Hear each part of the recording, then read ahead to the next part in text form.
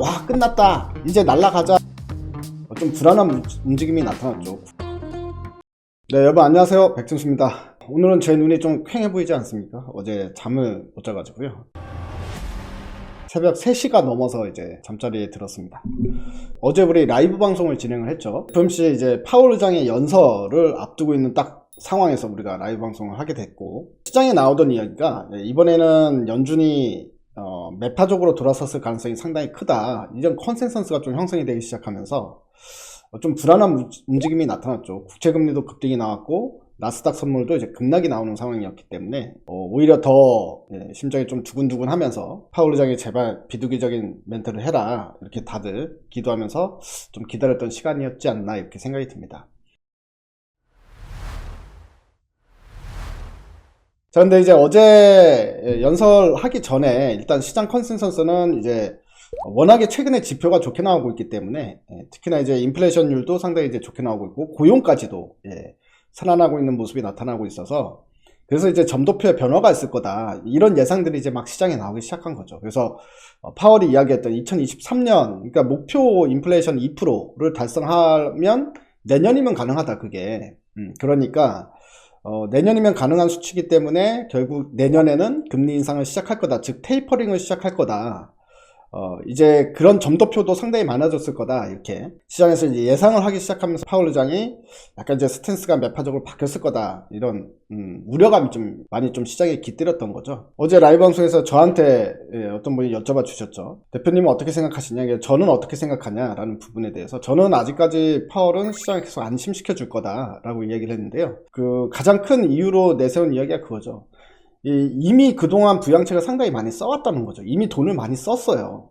그게 이제 연준도 많이 썼고 정부에서도 많이 썼는데, 괜히 이 조금만 더 인내심을 가지고 기다리고 긴축을 하면 될 거를 경기가 살아나고 있네? 그러면서 지금 당장 긴축해도 되겠네 라고 해서 한 템포 빠르게 해버리면 오히려 그동안에 쌓아놨던 게 다 물거품이 될 수가 있기 때문에 그래서 지금 당장은 절대 이제 긴축 모드로 가지 않을 것이다 이렇게 좀 예상을 했던 거거든요. 어제 파월 의장이 결국에는 이제 우리의 바램대로 멘트를 좀 쳐주면서 시장을 좀 안심시키는 모습이었고요. 그래서 우리가 방송할 때까지만 하더라도 뭐 제가 새벽 3시 넘어서 잤는데 그때까지만 하더라도 이제 마이너스 1.5%대 뭐 이렇게 마이너스 1%대까지 좀 끌어올리면서 오르는 것까지 보고 이제 잠들었는데, 자 결국에는 이제 아침에 일어나서 확인해 보니까 결국 상승 반전에 성공을 했죠. 그래서 이제 저점 대비해서는 한 2% 정도 상승이 나오면서 급상승이 나오면서 좀 마감이 됐더라 라는 부분인데요. 자, 파월 의장이 무엇라고 이야기했는지를 자세히 한번 좀 들여다보도록 하겠습니다. 당분간 금리 안 올릴 거야.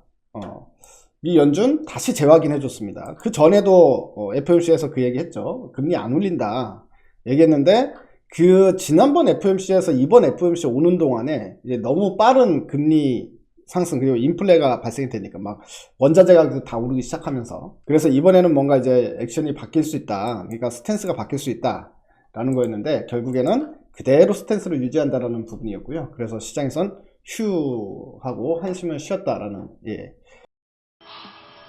자, 여기 보면 일단은 이거 뭐 제로금리 수준을 그대로 유지하는 건 뭐 100% 누구나 다 아는 거였기 때문에 멘트가 중요하거든요.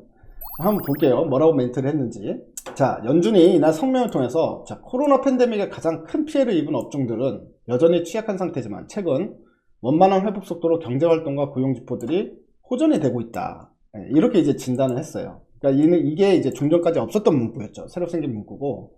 자, 인플레이션은 여전히 2% 미만 수준을 유지하고 있다. 그리고 시장은 이제 점도표에도 촉각을 곤두세웠는데, 이거는 이제 18명의 의원들이 익명으로 자기네가 이제 금리 전망을 이렇게 찍는 거예요. 찍어가지고 이제 어떻게 변하느냐를 보는 건데, 지난번 FOMC 때 2022년에 금리 인상이 나타날 것이다 라고 예상했던 의원은 1명, 그리고 2023년 인상을 전망한 사람이 5명이었는데, 이번 3월 점도표 보니까 2022년 인상을 전망한 위원이 4명, 그리고 2023년에 인상을 할 거다라고 전망한 위원은 7명. 그러니까 이제 둘 다 늘어나긴 했는데, 사실 2022년, 즉 내년에 금리 인상이 시작된다라고 얘기한 사람이 직전 FOMC 점도표에 비하면 3명이 늘어난 거죠. 1명에서 4명이 되니까 그만큼 이제 숫자가 늘어났다라는 부분인데, 근데 연준은 이런 점도표가 FOMC의 공식 견해가 절대 아니다 라고 분명히 이야기를 했다고 합니다. 파월은 금리는 노동시장과 인플레 기준에 부합해야지만 올릴 거다 라는 부분이면서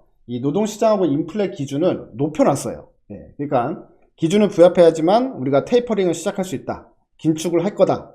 하지만 이 기준 자체를 높여놨습니다. 밑에 보면 올해 경제성장률 전망치 4.2%에서 6.5%로 전망을 하면서 연준은 평균 이제 2%의 인플레이션을 목표로 하고 있는데, 내년 전망치는 1.9%에서 2%로 상향했고 2023년 전망치는 2%에서 2.1%로 높였다라는 부분이죠.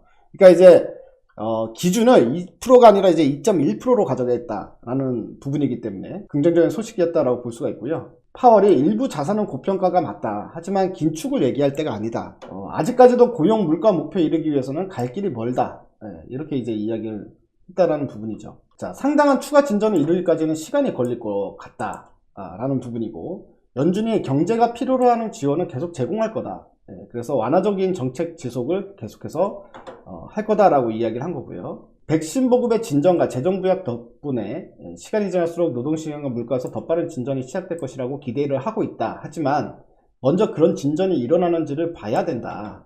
그리고 나서 우리가 테이퍼링이든 뭐든 이야기를 하자라는 부분이고요. 상당히 이제 비유기적인 스탠스, 지난번 FOMC에서 전혀 변한 게 없이 그 스탠스를 그대로 유지했다라는 부분이기 때문에, 그래서 시장이 의심하고 걱정하던 부분을 어느 정도는 해소를 시켜줬던 결과가 나왔다, 이렇게 볼 수가 있기 때문에요. 일단 우리도 좀 긍정적으로 좀 시장을 볼 필요가 있다라는 생각이 듭니다. 자, 이제 FOMC 이슈는 끝났죠. 그렇기 때문에 FOMC 이슈가 끝나고 나서 그 다음에 이제 시장이 집중할 만한 또 이슈들이 몇 가지가 있죠. 그래서 자, 이번 관문이 끝나면 와, 끝났다, 이제 날아가자 이러면 얼마나 좋겠습니까만, 시장은 그렇지 않죠.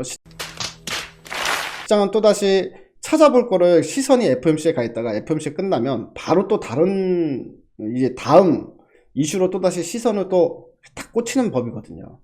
네, 다음 이슈로 시장을 좀, 시장의 변수가 될 만한 이슈로 생각해 볼 수 있는 부분은 이번엔 무슨 문제냐면 결국엔 세금 문제입니다. 이 세금 문제가 무슨 말이냐면요, 이제 여러분도 아시다시피 바이든 정부가 지금 1조 9조 달러 경기부양책으로 끝낼 생각이 아니죠. 그리고 추가적으로 지금 뭘 준비하고 있습니까? 3조 달러 규모의 인프라 투자를 준비를 하고 있잖아요. 그래서 여기에 대한 재원 확보와 관련된 문제인데, 여기에 대해서 재원을 확보하기 위해서 민주당에서 추진하고 있는 게 지금 기업들 증세를 추진하고 있다고 합니다. 근데 기업 증세 같은 경우는 사실 어떻게 보면 트럼프 때 워낙에 낮춰놨기 때문에 다시 되돌림이에요. 지금 시장에서는 그렇게 해석하는 게 아니라, 야, 세금 엄청나게 또 늘어난대, 그럼 또 이거 기업에 부담되는 거 아니야? 라는 식으로 또 해석을 할 수가 있잖아요. 그러니까 이제 그런 부분들은 또다시 이제 부담이 될 수 있는 이슈가 될 수 있을 것 같고요. 이제 앞으로 우리가 또 아마 제가 생각할 때는 그쪽에 대한 이야기들이 나오면서 시장에 좀 변수가 되지 않을까라는 부분이고, 또 한 가지가 더 있다면 바로 미중 간의 갈등입니다.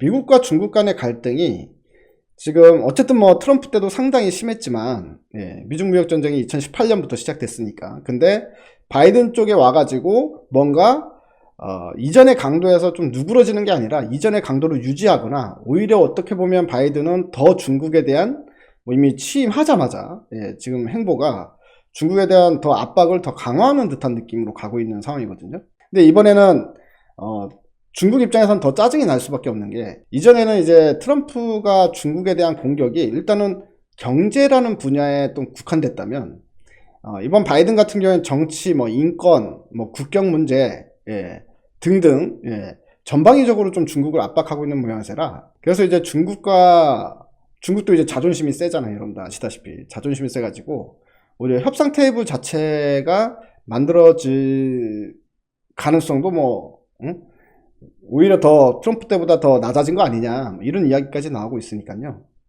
그래서 앞으로는 좀 시장에서 이 또 경기가 살아나기 위해서는 또 이제 무역이 또 자유무역으로 또 확산이 돼야 되는데, 이 미중 간의 어떤 갈등이 좀 시장에 관심을 좀 받게 되지 않을까. 이렇게 좀 추측을 좀 해보도록 하겠습니다.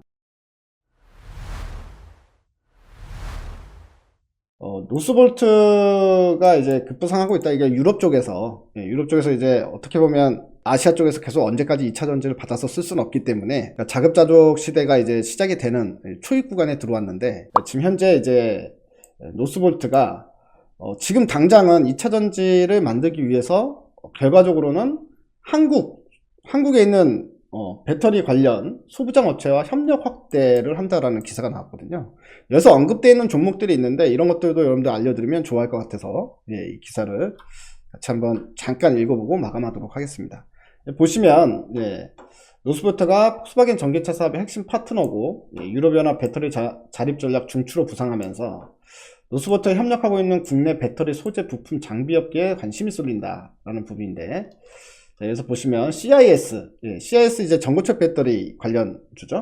CIS는 노스볼트에 내년 7월 말까지 전국 공정 제조 장비를 납품하기로 계약을 이미 했고요. 뭐 금액은 크진 않습니다. 153억이지만 어쨌든 이제 앞으로 이제 유럽 쪽에서는 노스볼트라는 이 2차 전지 업체가 가장 빨리 이제 어떻게 보면 가시권에 들어오는 업체죠. 근데 사실은 아직도 이제 건설을 하고 있는 중이거든요. 2차 전지가 건설하고 나서 이제 수율도 좀 봐야 되고 이제 봐야 될 건 많지만 어쨌든 당장 이제 분위기 자체는 유럽은 노스볼트 이렇게 지금 다 떠오르고 있는 상황이니까 이런 심리적인 어떤 효과는 분명히 있을 수 있다라고 보여지네요. 그래서 CIS가 이렇게 노스볼트의 제조 장비, 전국 공장 제조 장비를 납품했다라는 공시가 있었고, 또 있습니다. 이노메트리라는 회사도 있는데, 이노메트리는 노스볼트에 검사 장비를 공급하고 있는 회사. 48억 원 규모. 그러니까 이제 금액은 사실 크진 않죠. 일단 심리적으로 움직일 부분이라. 그리고 P&E 솔루션. 노스볼트가 141억 원 규모의 충전 방전 장비 공급 계약. 이것도 이제 9월 말까지 올해 매출이 잡힌다는 이야기고요. 그리고 또 중요한 건 소재 업체들 중에서 동진세미캠도 노스볼트에 음극재 공급을 준비 중. 그리고 나노 신소재도 노스볼트에 이제 공급이 있다고 합니다. 그러니까 이런 부분들이 일단 1차적으로 노스볼트와 뭔가 이미 거래선이 닿아 있는 종목들이 첫 번째로 좀 주목받을 수 있는 상황이 되지 않을까라고 생각이 들고요. 또 2차 전지에 대한 경쟁이 심화되는 듯한 뉴스가 또 하나 나온 게 있습니다. 바로 중국 지리자동차인데요. 지리자동차 광저우에 배터리 공장을 무려 5조를 들여가지고 배터리 공장을 또 짓겠다고 합니다. 전기차 시장은 이제 폭풍 성장을 하는 시장이기 때문에 배터리 쪽도 결과적으로는 경쟁이 치열해질 수밖에 없죠. 전기차가 그만큼 많이 생산이 되는데 기존의 메이커가 독식을 하고 새로운 메이커가 진입하지 않는다는 것 자체가 산업 구조상 이제 오히려 더 말이 안 된다 이렇게 볼 수 있는 부분이기 때문에 너무 이런 부분에 대해서 큰일이라도 난 것처럼 이렇게 생각할 필요는 없을 것 같고, 이거는 이제 그냥 자연스러운 시대의 흐름이다 라는 쪽으로 우리가 좀 봐야 되지 않을까 이렇게 생각을 합니다. 자, 오늘 일단 파월장 좋은 소식 가지고 업로드를 좀 시켜드리고요. 그리고 이제 또 이 이슈가 끝났기 때문에 또 새로운 이슈가 나오면 뭐가 될지 모르겠지만 아까 제가 얘기했던 거에 될 수도 있고 다른 쪽에 이제 다른 이슈가 또 시장에서 부각될 수 있겠지만 어쨌든 그런 부분들을 계속 이제 매일마다 업데이트 시켜드리고, 이제 시장이 좀 괜찮아지니까 섹터나 종목 이야기도 좀 더 이전보다는 좀 많이 이야기를 좀 해보도록 하겠습니다. 감사합니다. 좋은 하루 되십시오.